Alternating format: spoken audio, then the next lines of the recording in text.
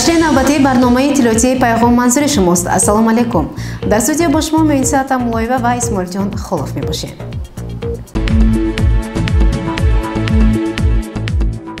در شهر پنجکند رئیس‌های حزب خلقی دموکراتی تاجیکستان برگزار گردید که در آن مهمانان از مرکز ولایت سوخت شرکت داشتند. رئیسان کمیته اجرایی حزب خلقی دموکراتی تاجیکستان در ولایت سوخت را با رهبری رئیس کمیته اجرایی حزب خلقی دموکراتی تاجیکستان در ولایت سوخت اسماعیل زاده ظفر مرتضی‌خان، رئیس کمیته اجرایی حزب خلقی دموکراتی تاجیکستان در شهر پنجکند، عضو مجلس ملی مجلس عالی جمهوری تاجیکستان مراد شکرزاده یک جا با همکاران در موضع قواله شهر صمیمانه استقبال گرفتند. بعدا مهمانان نخست از طرف رئیس شهر عبدالخالق خالقزاده در تالار خرد مقامات اجرایی محلی حاکم دولت شهر پذیرایی شدند. عبدالخالق خالقزاده مهمانان را به شهر باستان پنجکند خیر مقدم گفته از نقش ناتکرار حزب خلقی دموکراتی تاجیکستان با رهبری سرور معظم آن محترم امام رحمان در رشد ساحه‌های مختلف خواجه خلق، انجام کارهای بنیادکاری و سازندگی به استقبال 30 سالگی استقلالیت دولتی جمهوری تاجیکستان، تدبیرها جهت زینه به زینه بهبود بخشیدن روزگار خلق با دلیل‌ها اظهار نظر کرد و به مورد تاکید داشت که در این همه اقدام‌های نیک و وطن‌دوستانه حزبیان ولایت سوخت از جمله شهر باستانی پنجکند نیز سهم گذارند. بعدا رئیس کمیته اجرایی حزب خلق دموکراتی تاجیکستان در ولایت سوخت اسماعیل زاده ظفر مرتضی‌خان برآمد کرده اظهار سپاس حزبیان ولایت سوخت را برای استقبال صمیمی بیان داشت و تاکید نمود که نبض سازندگی چون دیگر مناطق جمهوری در شهر باستانی پنجکند نیز به استقبال 30 سالگی استقلالیت دولتی جمهوری تاجیکستان ادامه دارد و باعث خوشنودی است که در این روند اعضایان حزب خلقی دموکراتی تاجیکستان در شهر پنجکند نیز سهمگذارند. بعد ملاقات در مقامات اجرایی محلی حاکم دولت شهر مهمانان چون نشان احترام و اعتقاد به پایه مجسمه شاعر خلقی تاجیکستان لایق شیرعلی گلچنبر گذاشتند.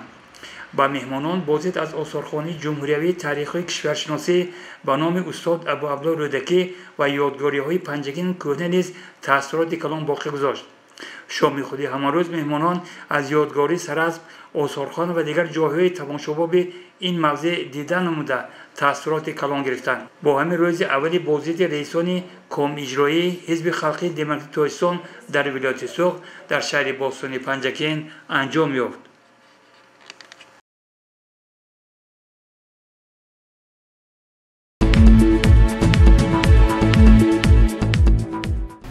سفیر ژاپن در جمهوری تاجیکستان جناب تاکایوتا میاشیتا به شهر باستانی پنجکند تشریف آورده با همراهی رئیس شهر عبدالخالق خالقزاده در مراسم با استفاده سپاریدن خط آب نوشاکی دهه‌های جماعت دهاتی لایق شیرعلی اشتراک کرد.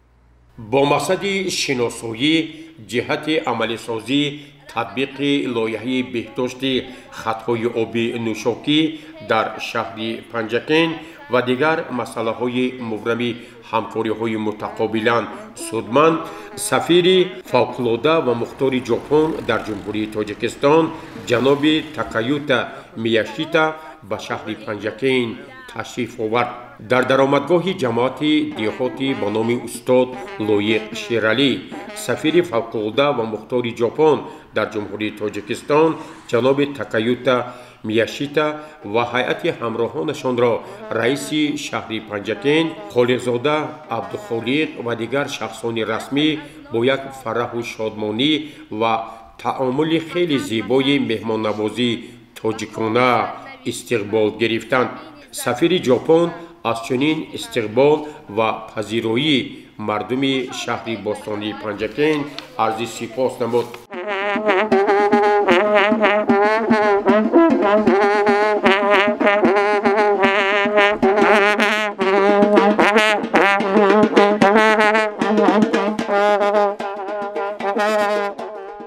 هیچ شادی نیست اندر این جهان برتر از دیداری روی دوستان، هیچ تلخی نیست در دل تلختر از فراق دوستانی پرهنر. سلام و صد سلام ای نور دیده، سلامی آتشین از ما رسیده. سلام گویم سلامی شادمانی رسد از نام ما با مهربانی. خوش آمدید به جماعت دهاتی لایق شیرعلی. تشکر زیاد.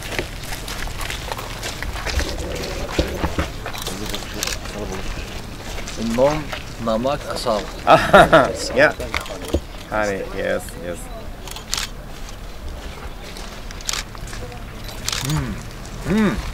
Вкусно.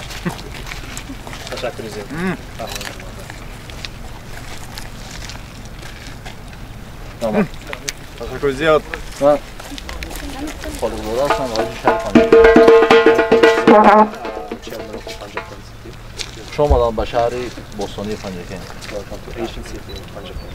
ما از دیدارشان خیلی خوشحال هستیم. I'm very glad to be here. For me, first time in this wonderful city.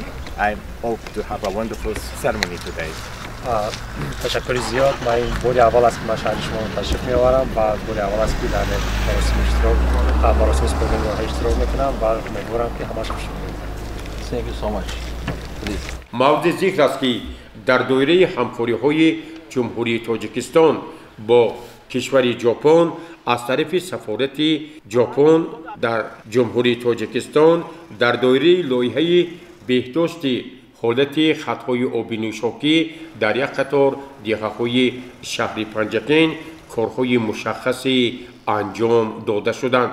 در این زمینه در موضع سرای آب جماعت دیهاتی لایق شیرالی مراسم با استفاده سپردن شبکه آبرسانی در دایره تطبیق لایحه سفارت ژاپن در جمهوری تاجیکستان برگزار گردید. نخست هیئت مهمانان و اشتراکچیان این مراسم باشکوه را خوانندگان و آموزگاران مؤسسه‌های تحصیلات میانه عمومی جماعت دیهاتی لایق شیرالی با یک شکوه و جلال استقبال نموده به زبانهای تاجیکی و انگلیسی مهمانان را خیر مقدم گفتند. شعر و ترانه‌های خیلی جالبانه و دوستانه را قرائت کردند. اینجا در یک فضای تنتنوی از طرف رئیس شهر پنجکین خالقزاده عبدالخالق و سفیر فوق‌العاده و مختار ژاپن در جمهوری تاجیکستان جناب تاکایوتا میاشیتا شبکه آبرسانی سرای آب مورد استفاده قرار داده شد.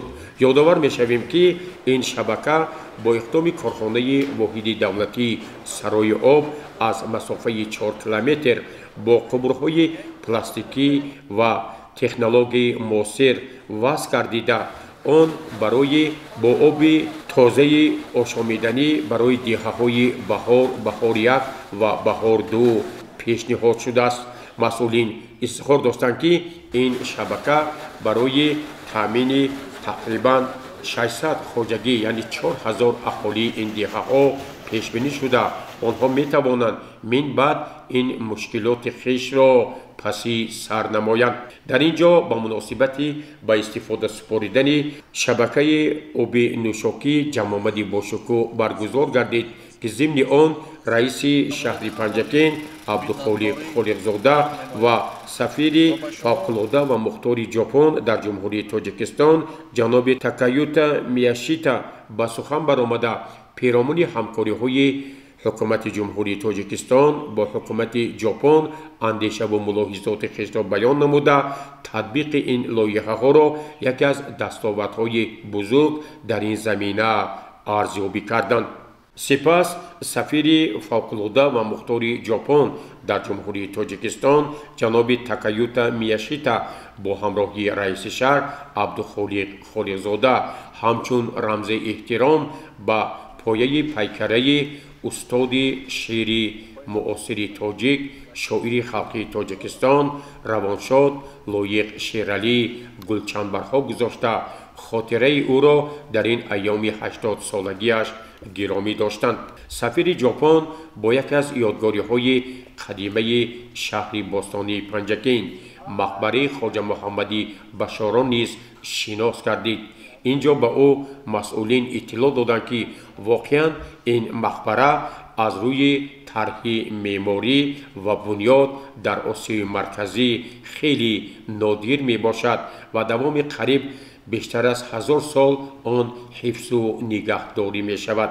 در جریان شناسایی با دهه مزار شریف سفیر ژاپن در جمهوری تاجیکستان جناب تاکایوتا میاشیتا با همراهی رئیس شهر پنجکن خالقزاده عبدالخالق از خانه موزه شاعر خلقی تاجیکستان استاد لایق شیرالی در دهه مزار شریف دیدن نمود و بار دیگر اظهار داشت که واقعا تاجیکان از ملت قدیمه بوده همه عرف و عادتهای خویش را دوام هزار ساله ها حفظ کردند و بار دیگر با مقام استاد لایق شیرالی در ادبیات معاصر تاجیک و ادبیات فارسی زبانان بهای بلند داد. مورد ذکر است که سفیر فوق‌العاده و مختار ژاپن در جمهوری تاجیکستان جناب تاکایوتا میاشیتا از شهر پنجکن نیز دیدن نمود.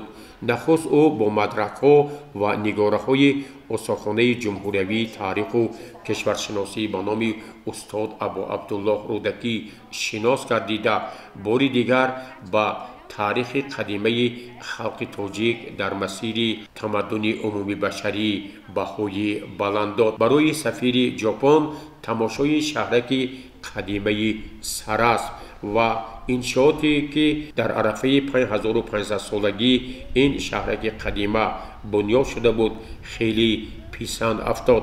نمایندگان پایگاه سرس پنجکن با سفیر ژاپن در جمهوری تاجیکستان درباره تاریخ بیش از 5500 سالگی سرزم باستان، کاوش‌های عالمان و محققان و همزمان بنیاد یک قطار انشاءاتی که با دستور بی‌واسطه اساسگذاری صلح و وحدت ملی پیشوای ملت پرزیدنت جمهوری تاجیکستان محترم امام علی رحمان با مناسبت 5500 سالگی سرزم باستان بنیاد شده بودند معلومات مفصل داده بار دیگر تاکید نمودند که واقعا شهرک قدیمه سرس ابتدای تمدن عمومی بشری از جمله در آسیای مرکزی به شمار می رود. در این شهرک قدیمه از طرف رئیس شهر پنجکن خالقزاده عبدالخالق با سفیر فوق‌العاده و مختار ژاپن در جمهوری تاجیکستان جناب تاکایوتا میاشیتا تحفه‌های خاطره‌ای تقدیم گردید. با همین سفر کاری سفیر ژاپن در جمهوری تاجیکستان جناب تاکایوتا میاشیتا در شهر و دیهات پنجکن با نتیجه های خیلی نظررس و تاثیرات رنگارنگ سفیر با انجام رسید.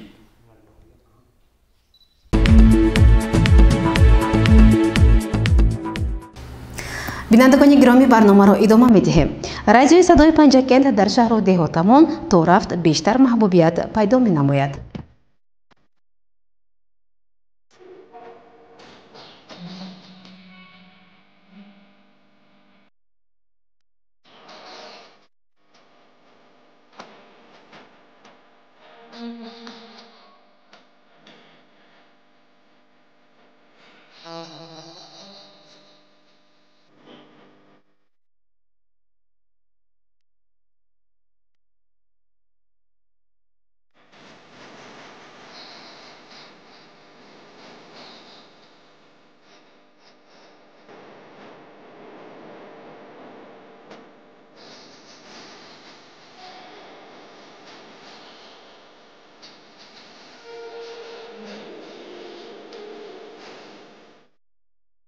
من فاطمه و شکریه در شهر کار میکنم. چه کار میکنم؟ من به رادیو کار نمیتونم. ما اهل و علوی در میگشت کار میکنیم هر سال. به رادیو کارم دشوار. یک شدی من که به رادیو نمیتونم کار کردم. برای همین با کارمندان رادیو صدای پنجکن منت دارم. من تمنا دارم که برنامه های رادیو صدای پنجکن روز به روز نو به نو پیدا شود. بار دیگر تشکر. پنجکن با استقبال 30 سالگی استقلال دولت جمهوری تاجیکستان آباد و زیبا، سبز و خرم و گل پیش می‌گردد. ادامه موضوع در گزارش دیگری برنامه. اگر گوییم که شهر باستانیمون پنجکن با منطقه سبز و خرمگردانی و گلشنانی و دیگر کارهای آبادانی امروز مبدل شده است خطا نمی شود. нахуст ба назари мушоҳида расид ки корбандони корхонаи фаръии давлатии хоҷагии манзилии коммуналии шаҳр имрӯзҳо ҷиддӣ ва боиси дарки масъулият ҷиҳати иҷрои супоришҳои роҳбарияти мақомоти иҷроии маҳаллии ҳокимияти давлати шаҳр бобати ба шаҳри оростаи пероста ва сабзу хуррам табдил додани Панҷакен кӯшиш ба харҷ медиҳанд. аз ҷумла корҳои обудонӣ, таъмиру тармими чароғҳои барқӣ буд ки дар маркази шаҳр идома дошт.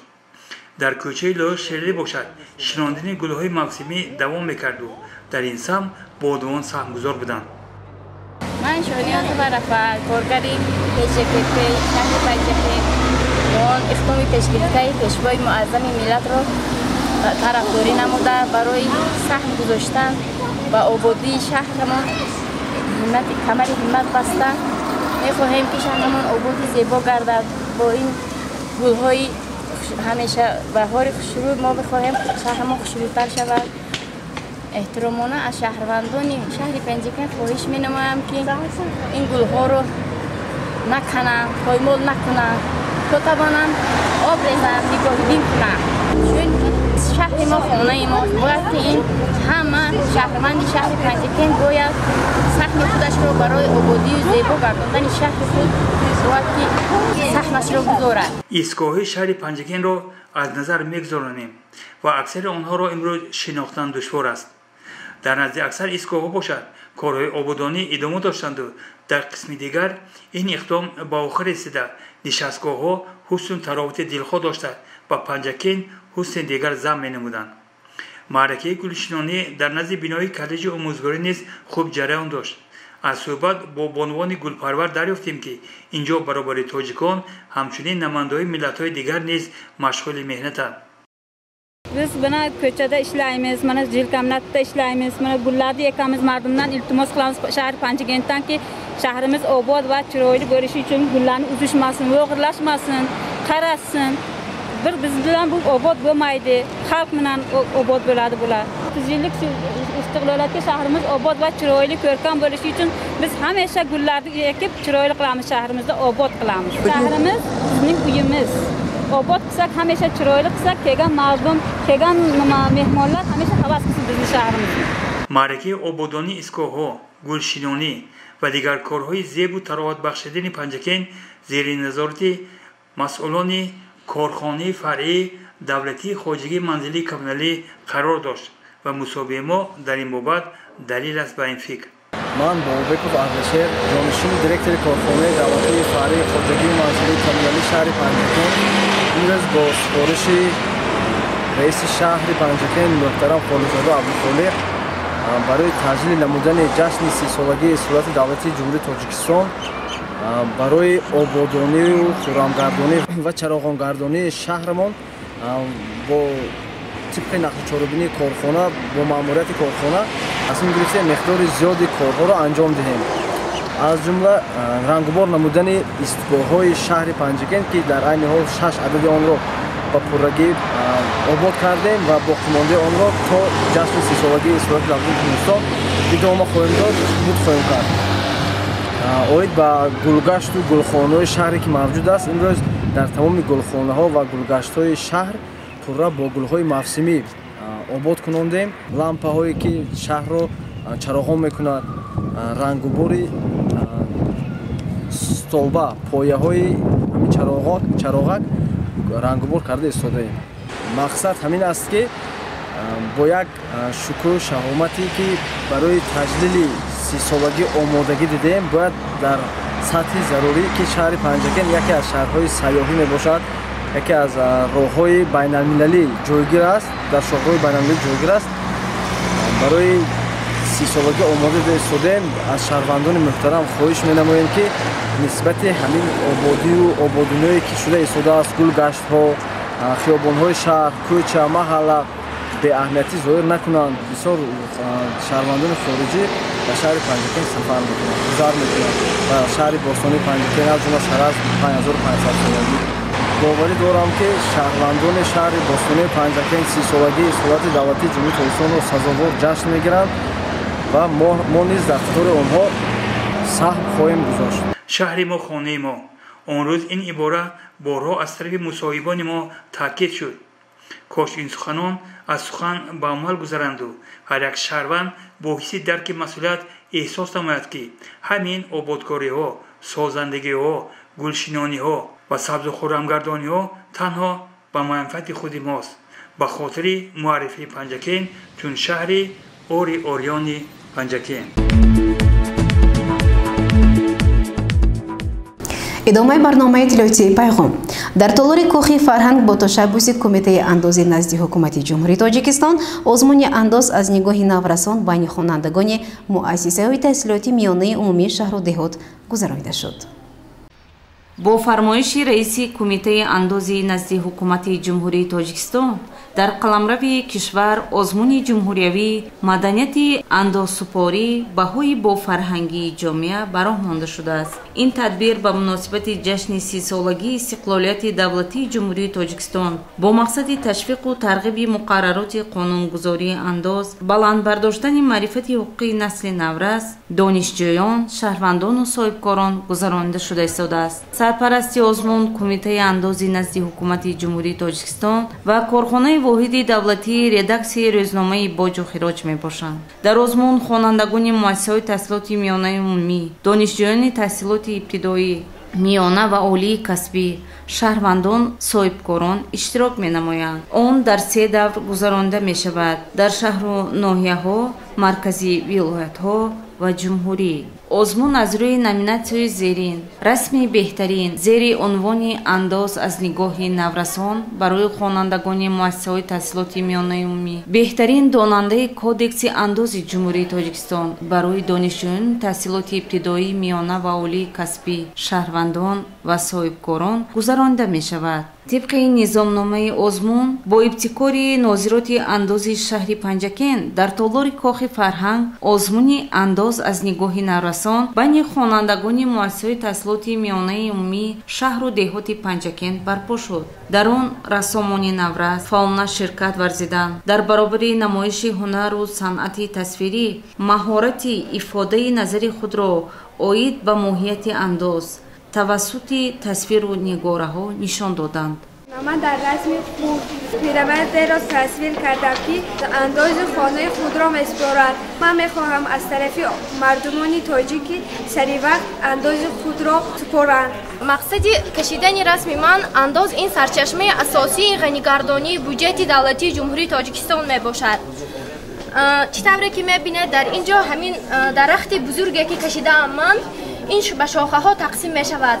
شاخه های بزرگی که دارد مکتب، بیمارخانه، باغچه کودکانه و بانک، یعنی امانت بانک، بانک ملی تاجیکستان می باشد که در اینجا می بینید که دهقان و صاحبکار به درخت آب ریخته ایستادند. این آب یعنی انداز دولتی می باشد که پایه دولت از انداز باقوت می شود، یعنی انداز خزینه دولت می باشد.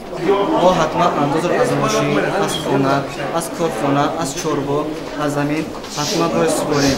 اگر انداز رو ما سپاریم دولت ما پیشرفته می شود و اون دولت رو آباد و زیبا می گردانیم. کمیسیه تدارکات ازمون نماینده ها از ناظرات انداز شهر پنجکن، شعبه های مالیه، معارف و علم، فرهنگ، بخش کار با جوانان و ورزش نزد مقامات اجرایی محلی حکومت دولتی شهر پنجکن از رسم ها و انگاره های از طرف خوانندگان کشیده شده دیدن نموده به آنها بهاگذاری نمودند. озмуни андоз аз нигоҳи кӯдакон эълон шуда буд ва таи як моҳ зиёд аст ки ҳамин озмун дар муассисаҳои таълимӣ ҷараён гирифт ва ҳар як хонандаи муассисаи таълимӣ пеш аз оне ки ба ҳамин озмун биёяд дар бораи андоз, мафҳуми андоз ва аз оне ки андоз ба бюджети давлат ва пешрафти зиндагии мардум, зиндагии шоистаи аҳолӣ чӣ нақш дорад, хонандагон нуқтаи назари хешро пешниҳод кардам ва тавре ки ҳамагон шоҳид шудед ва хонандагони мо бори дигар собит сохтанд ки онҳо дар кадом зини таъсир надошта бошанд, як дараҷа тавонистанд ки ҳамин мафҳуми андозро дарк кунанд ва дар расмҳои худ инъикос кунанд ва дар навбати худ як доираи муайяни хонандагон тавонистанд ки расми кишидаи худро ва ҳамун мафҳуми андозро хеле возеҳу равшан баён карда тавонанд. итминони комил дорам ки минбаъд ҳамин ҳамкориҳои мо вусъат меёбад ва ин хонандагони мо ки имрӯз дар паси партаи мактабӣ нишастанд, вақте ки ба камол мерасанд, вақте ки соҳиби касбу кор мешаванд, соҳиби дигар касбу корҳое ки вобаста ба пешрафти зиндагӣ мешавад, аввалин шуда ҳаминҳо андозро ба бюҷети давлат месупоранд. ба хотири чӣ? Ба хотири он ки имрӯз дарк карданд ки асоси давлат ин андоз аст. ман бо камоли эҳтиром суханро ба сардори шӯъбаи нозироти андози шаҳри Панҷакент ва муҳтарам мулло Атолиқов медиҳам. марҳамат. омӯзгорони гиромиқадр, хонандагони азиз, боиси ифтихор ва сарбаландист ки дар даврони истиқболият таъсисёбӣ ва ташаккули низоми муосири андози ҷумҳурӣ бо номи асосунусон ваҳдати миллӣ ҷишваи миллат президенти ҷумҳурии Тоҷикистон муҳтарам Эмомалӣ Раҳмон пайванди ногусастнӣ дошта. таҳрики раҳнамоии ӯ ин соҳа рушди инкишоф ёфта истодааст. бахусус бо иқтидоми президенти мамлакат баҳри ба низоми баровардани маъмуротикунонии андоз ва андозбандии фаъолияти соҳибкорӣ дар ҷумҳурӣ соли 1998 андоз ҳамчун санади меъёрии ҳуқуқи иқтисодии ҷумҳурии Тоҷикистон қабул гардида буд. яке аз вазифаҳои мақомоти андоз ин ба шаҳрвандон, соҳибкорон ва умуман андозкунандагон фаҳмонда додани мазмун ва моҳияти мафҳуми андоз ва андозбандӣ дар ҷумҳурӣ мебошад. ҳар як шаҳрванди ҷумҳурӣ бояд донад ки дар мамлакати мо кадом андозҳо ҳаст, бо кадом меъёрҳо ва кадом вақт супорида мешавад ки ин аз баланд будани маданияти андозкории шаҳрвандони ҷумҳурӣ дарён мегирад. озмуни имрӯза низ дар асоси фармони раиси кумитаи андози назди ҳукумати ҷумҳурии Тоҷикистон аз 19 феврали соли 1921 таҳти рақами 100 ва низомномаи озмуни маданияти андозкорӣ баҳои бофарҳанги ҷомеа бо мақсади дар амал татбиқ намудани муҳтавои паёми президенти ҷумҳурии Тоҷикистон ва Маҷлиси олии ҷумҳурии Тоҷикистон аз 26 январ ва ба муносибати 30-солгии истиқлолияти давлати ҷумҳурии Тоҷикистон ташкил карда шудааст. аз номи мақомоти андоз ва ҳама иштироккунандагон ин озмун ки вақти худро дар як надошта бояд ҳаваси баланд ва ҳисси ватандӯстӣ дар озмун иштирок намудан миннатдорӣ баён намуда ва хониш ва фаъолиятшон комилобиёт бепоён таманнум менамоянд. ғолибон бо сипосномаҳои мақомоти иҷроии маҳаллии ҳокимияти давлатии шаҳри Панҷакент ва тӯҳфаҳои хотиравии нозироти андози шаҳр сарфароз гардиданд.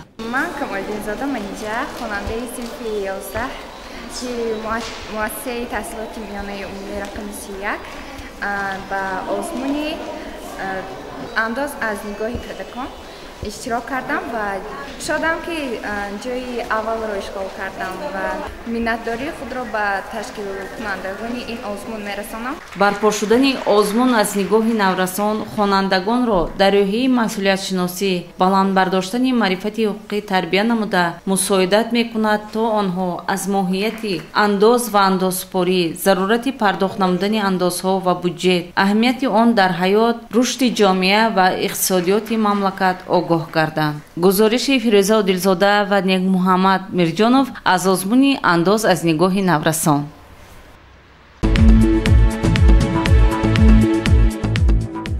ҳар сол санаи 25 май рӯзи кормандони соҳаи стандартизатсия ва метеорология ҷашн гирифта мешавад. ба ин муносибат дар маркази ташхиси минтақавии тоҷикстандарти шаҳри Панҷакент ҷамъомади идона баргузор гардид. дар асоси қонуни ҷумҳурии Тоҷикистон аз 26 июли соли 2014 дар бораи рӯзҳои ид ҳар сол 25 май ҳамчун рӯзи кормандони соҳаи стандартизатсия ва метеорология бо шукӯҳу ҷалоли хоса таҷлил мешавад. ба ин муносибат дар маркази ташхиси минтақавӣ Тоҷикстандарт дар шаҳри Панҷакент ҷамъомади бошукӯҳ баргузор гардид ки онро директори марказ Насиба Мусозода ҳусни оғоз бахшид ва барои беҳтару ҳадафнок гардидани фаъолияти соҳа нахуст ба асосгузори сулҳу ваҳдати миллӣ пешвои миллат президенти ҷумҳурии Тоҷикистон муҳтарам Эмомалӣ Раҳмон, роҳбарияти агентии тоҷикстандарти назди ҳукумати ҷумҳурии тоҷикистон ва мақомоти иҷроии ҳокимияти давлатии шаҳри Панҷакен арзи сипос намуд ва изҳор дошт ки давоми 20 соли сипаришуда маркази ташхиси минтақавии тоҷикстандарт дар шаҳри Панҷакен дар бозори истеъмолӣ ҷиҳати ҳимояи ҳуқуқи истеъмолкунандагон пешгирии воридоту фурӯши молу маҳсулоти ба саломатӣ хатарнок дастгирии соҳибкорӣ ва дар ин замина рушди иқтисодиву иҷтимоии кишварамон саҳми арзанда гузошт. тибқи нишондодҳои паёми асосгузори сулҳу ваҳдати миллӣ пешвои миллат президенти ҷумҳурии тоҷикистон муҳтарам эмомалӣ раҳмон тибқи қарору барномаҳои ҳукумати ҷумҳурии тоҷикистон ва қонунҳои соҳавии агентии тоҷикстандарти назди ҳукумати ҷумҳурии тоҷикистон амалӣ мегардад ва инчунин дар ҳамкорӣ бо мақомотҳои ҳифзи ҳуқуқ ва мақомоти иҷроии давлатии ҳокимияти давлатии шаҳри Панҷакен амалӣ мегардад. ба ҳамагон маълум аст ки соҳаи стандартизатсия ва метрология таърихи қадима дошта ҳанӯз дар замони давлатдории Сомониён назорати бозорҳо аз тарафи девони махсус вобаста ба нарху наво ва истифодаи воситаҳои ченак корбарӣ мешуд. аввалин сохторҳои стандартизатсия ва метрология дар кишварҳои аврупо ба фаъолият оғоз намуданд. дар замони иттиҳоди шӯравӣ қонуну қоидаҳои стандартҳои давлатӣ дар истеҳсолот ва хизматрасонӣ истифода мегардад. хушбахтона бо шарофати соҳаи истиқлолӣ дар ҷумҳурии Тоҷикистон ҷиҳати ҷорӣ намудани стандартҳои давлатӣ метрология стандартизатсия ва нозорати савдо агентии махсус дар назди ҳукумати ҷумҳурии Тоҷикистон таъсис ёфт бо мақсади ба талаботи стандартҳои давлатӣ метрология стандартизатсия ва нозорати савдои назди ҳукумати ҷумҳурии Тоҷикистон фаро гирифтани тамоми гӯшаву канори мамлакат соли 2001 маркази ташхиси минтақавии тоҷикстандарт дар шаҳри Панҷакен таъсис ёфт. умед дорам ки мутахассисони кормандони марказ дар ин соли фархунда фаъолияти хешро бо масъулияти баланд роҳандозӣ намуда мо ҳамагон ҷашни мубораки 30-солагии истиқлолияти давлатии ҷумҳурии Тоҷикистонро ва 20-солагии таъсисёбии марказамонро бо дастовардҳои назаррас истиқбол мегирем ва ба ҳамаи шумоён барои комёбиҳоро орзу менамоям ва бори дигар рӯзи кормандони соҳаи стандартизатсия ва метрологияро аз самими қалб ҳамаи шумоёнро табрик менамоям. раиси кумитаи иттифоқи касабаи маркази ташхиси минтақавии тоҷикстандарт дар шаҳри Панҷакен исматулло бобомуллоев ҳамаи кормандони соҳаро бо иди касбиашон самимона шодбош гуфт. ман аз номи худам аз номи шӯъбаи метрология ҳамаи шумо кормандони азизро бо иди касбӣ табрик гуфта ва шумоён аввало сиҳат саломатӣ умри дароз ва корҳоятон муваффақиятҳо орзу мандам. ҳамеша обод бошитон саҳми худро дар пешравии ҷамъияту ватан гузоретон. сипас дар як фазои тантанавӣ ба гурӯҳи калони сардорони шӯъбаю бахшҳо коргарону мутахассисони маркази ташхиси минтақавии тоҷикстандарт дар шаҳри Панҷакен ифтихорномаҳои агентии тоҷикстандарти назди ҳукумати ҷумҳурии Тоҷикистон маркази ташхиси минтақавии тоҷикстандарт дар шаҳри Панҷакен тақдим гардид. дар ин ҷамомади бошукӯҳ сардорони шӯъбаю бахшҳо мутахассисон собиқадорони соҳа ба сухан баромада бори дигар дар бораи фаъолияти маркази ташхиси минтақавии тоҷикстандарт дар 20 соли сипаришуда андешаву мулоҳизоти хешро баён намуда ҳамкорону ҳамкасбони хешро ба муносибати рӯзи кормандони соҳаи стандартизатсия ва метеорология табрику муборакбод намуданд. бори дигар изҳор гардид ки воқеан маркази ташхиси минтақавии тоҷикстандарт дар шаҳри Панҷакен тамоми ҷаҳду талошҳои хешро барои боз ҳам беҳтар намудани фаъолияти соҳавӣ ва истиқболи сазовори 30-мин солгарди истиқлолияти давлатии ҷумҳурии Тоҷикистон равона хоҳад кард.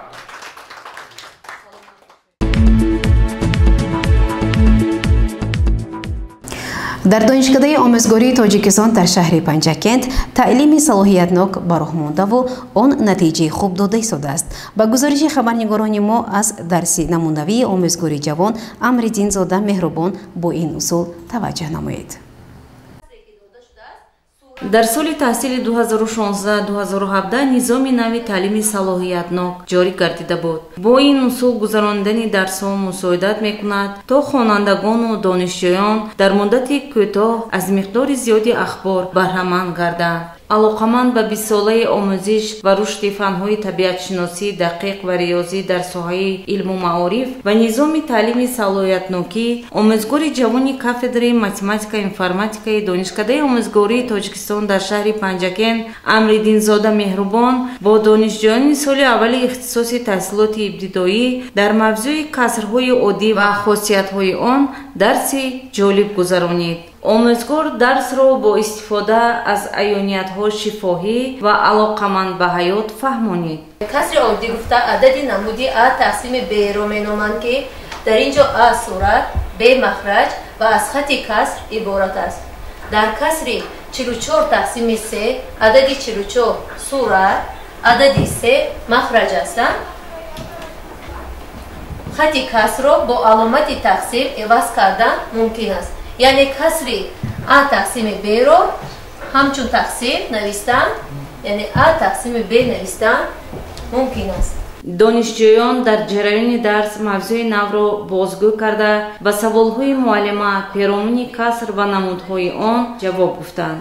ҳамзамон донишҳои аз мавзӯи нав бардоштаи хешро тавассути тестҳо пешниҳод карданд. бардошти худро аз гузарондани дарс сардори шӯъбаи мониторинг ва идоракунии сифати таҳсилот номзади илмҳои филологии Усмонов Ҷемабой баён дошт. ҳамзамон андешаҳои хешро мудири кафедраи математика информатика номзади илмҳои физика математика Кӯчмуродов Абдулло изҳор намуд. ба ҳамагон маълум аст ки бо фармони ҷанобволи пешвои миллат муҳтарам Имом Раҳмон солҳои 2020-2040 он 20 солаги омӯзиши фанҳои дақиқ табиатшиносӣ риёзӣ дар соҳаи маориф гузаронида шудааст.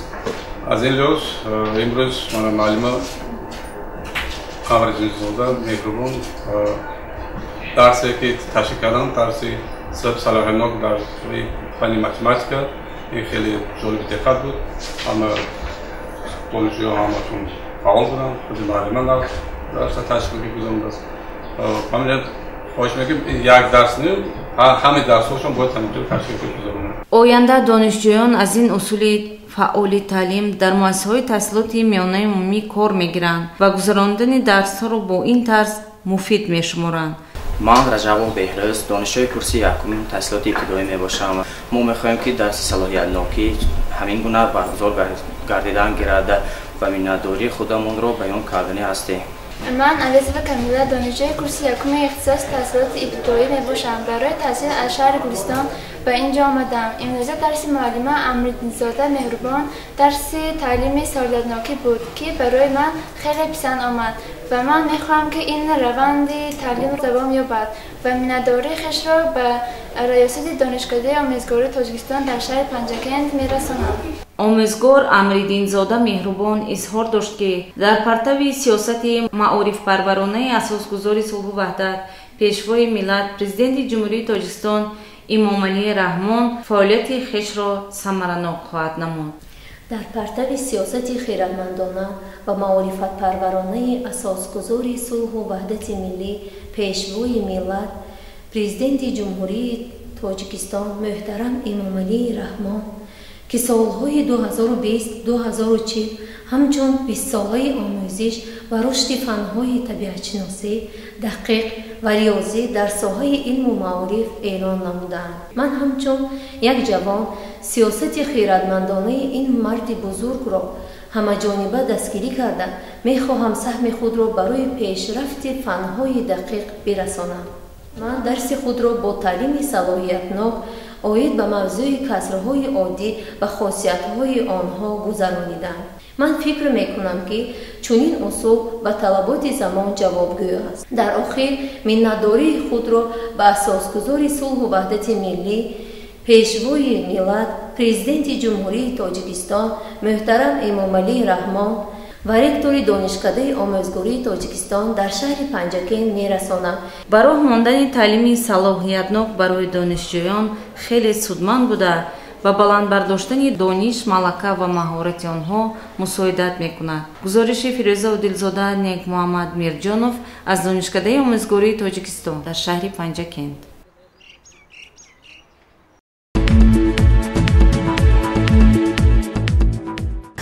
дар муассисаи таҳсилоти миёнаи умумии рақами 36 деҳаи Наврӯзтепаи ҷамоати деҳотии Халифа Ҳасан бахшида ба 80-солаги шоири халқии Тоҷикистон Лоиқ Шералӣ чорабинии фарҳангӣ баргузор гардид. гузориши Мартаба Раҳмонова идомабахши ин мавзӯъ аст. Лоиқ Шералӣ ҳамчун барқи ба арсаи адабиёти тоҷик ворид гардидаву тавонистааст бо эҷодиёти худ дар муддати кӯтоҳ азизи дидаву дилҳо бигардад. Шоир бо навиштани шеърҳои ватандӯстона тавонист муаррифгари ватани худ дар ҷаҳон бошад. ин аст ки бахшида ба 80-солагии адиб чорабиниҳои тантанавӣ доир гардид ва дар тамоми муассисаҳои таълимӣ дарсҳои кушоди тарбиявӣ, чорабиниҳои фарҳангӣ, конференсияҳо гузаронида шуд. вобаста ба ин дар муассисаи таҳсилоти миёнаи умумии рақами 36 деҳаи Наврӯзтепа ҷамоати деҳоти Халифа Ҳасан дарси кушоди тарбиявӣ таҳти роҳбарии муаллимаи синфҳои ибтидоӣ Ҷалил ва Зарифа бо хонандагони синфи 4 баргузор гардид. чорабиниро сараввал муаллима Ҷалил ва оғоз бахшида дар бораи шоири халқии Тоҷикистон Лоиқ Шералӣ сухан гуфтаву афзуд ки яке аз рукнҳои муҳими соҳибистиқлолӣ ҳифзу нигаҳдошти арзишҳои миллӣ, фарҳангу тамаддуни кишвар ва арҷ гузоштан ба хизматҳои гузаштагон мебошад.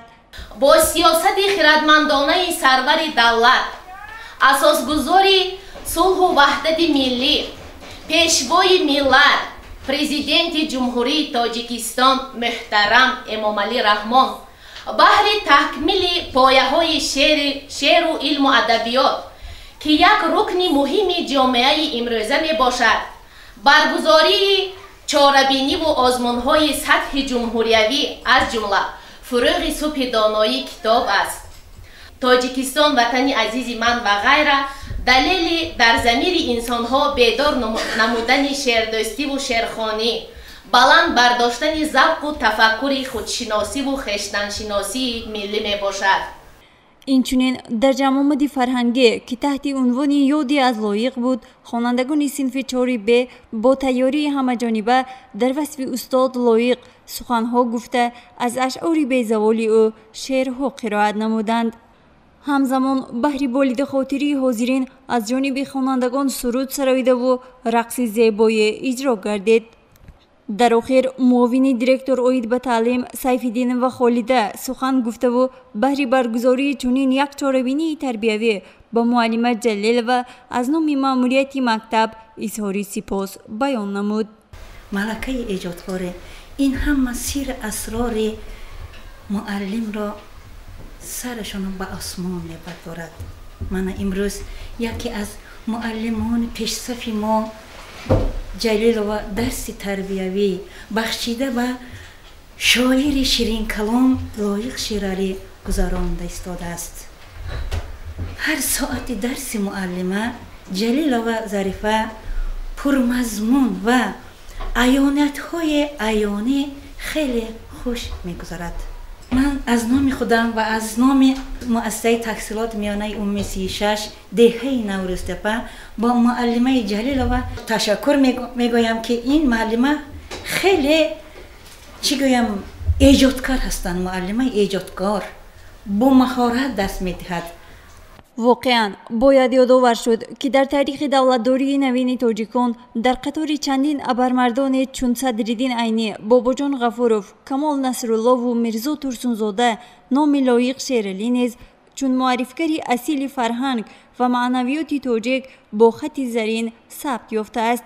баргузории чунин чорабиниву конференсияҳо баҳри пост доштани хотири гузаштагон буда ба насли наврас кору фаъолияти эшонро ҳамчун намунаи ибрат нишон додан аст. гузориши Мартаба Раҳмонова барои барномаи иттилоотии Пайғом.